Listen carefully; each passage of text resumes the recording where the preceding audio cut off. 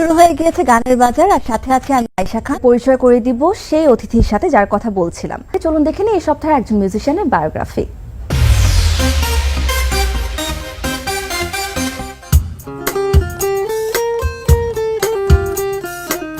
High, আমি Angel. আমি lead guitar play করি এবং আমার গিটার আমি যখন ক্লাস 7-এ পড়ি তখন থেকে আমার মিউজিক শুরু হয়, আমার গিটার বাজানো শুরু হয়। এবং প্রথম গিটার আমি পাই আমার বড় ভাই যখন ম্যাট্রিক পাস করে, তখন ও একটা গিটার কিনে নিয়ে আসে। তখন তো সে তা দেখে আমি বেজায় খুশি যে বাসায় গিটার আসছে একটা সুন্দর। বড় ভাই যখন বাসায় থাকতো না তখন আমি গিটারটা নিয়ে নাড়াচাড়া করতাম। শুরুতে গুরু ছিলেন শান ভাই। শান ভাইয়ের কাছে আমি গিটারের অনেক কিছু শিখেছি।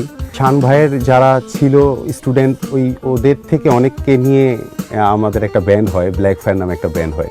অনেক দিন পর্যন্ত থাকার পরে ওই ব্যান্ডের মেম্বারগুলো এক একজন এক এক দিকে মুভ করছে। তখন আমারও মুভ করতে হয়েছে। আমি তখন একটা ব্যান্ড করি, লোর স্টার। সেই ব্যান্ডটা আমার প্রায় 4 বছর করা হয়। কিছু বড় ভাই আছেন যারা কমার্শিয়ালি কাজ করেন, তাদেরকে বললাম যে আমাকে কিছু কাজ দেন ভাই, আমি কমার্শিয়ালি কাজ করতে চাই। তখন তারা আমাকে বললো যে এই ধরনের গানগুলো করো, তাহলে তুমি কমার্শিয়ালি কাজ করতে পারবে। তারপর সেই গানগুলো তুললাম, করলাম, প্র্যাকটিস করলাম, আস্তে আস্তে প্রোগ্রাম পাওয়া শুরু হলো। বর্তমানে আমি বাজাচ্ছি 71 নামে একটি ব্যান্ডে, যে ব্যান্ডের ভোকাল হচ্ছে আমাদের জেন্স সুমন ভাই। একটা চাদর হবে পার্ট 2 বের হচ্ছে, সেটা আমার রেকর্ডিংয়ে সুমন ভাইয়ের। এছাড়া রক বাউল ব্যান্ডের একটা টোটাল অ্যালবামের কাজ আমি করেছি। এর মধ্যে যেমন দুর্দশা, অতসী, এই গানগুলো খুব সাড়া পেয়েছে। একদিন আমরা চিটাগংয়ে একটা প্রোগ্রামে আমাদের ডাক ব্যান্ড নিয়ে আমরা যাই। ওখানে আরও কিছু ব্যান্ড ছিল, এলআরবিও ছিল।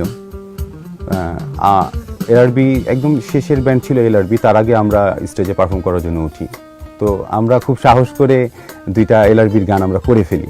তো তখন বাচ্চু ভাই স্টেজে পাশ দিয়ে, ডান পাশ দিয়ে উঠে বললো যে আরেকটা গান কর, আমি তোদের সাথে আজকে বেস গিটার বাজিয়ে দিচ্ছি। তখন বাচ্চু ভাইয়ের সাথে আমার তাকে আমি সরাসরি প্রথম তখন দেখি এবং তার সাথে আমার সৌভাগ্য হয় স্টেজে বাজানোর জন্য। আমি তখন লিড গিটারে ছিলাম, বাচ্চু ভাই বেস গিটার বাজিয়েছে। খুব খুব খুব ভালো লাগছে এবং খুব এনজয় হয়েছে সেদিন।